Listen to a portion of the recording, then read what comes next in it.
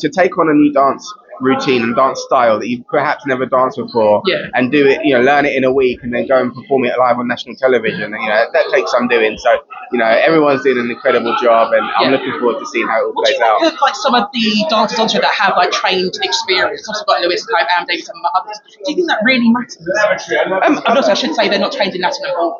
Well, that's the thing. I think because they're not trained in Latin and ballroom, it possibly might help from a performance perspective. If people are used to performing, then of course that will help, because there's an element of stage presence and performance that's needed in every routine. I think that's why a lot of the actors do well, because although they might not necessarily be trained in dance, the fact that they're able to bring characterization to what they do really, really helps. So, I don't think it gives them any more advantage than anybody else. If someone's a great actor, even if they've never danced, they're able to bring that element to what they do and what they put out on a Saturday night. So I think at the end of the day, we all have our strengths, we have our weaknesses, and ultimately you're learning from scratch every single week.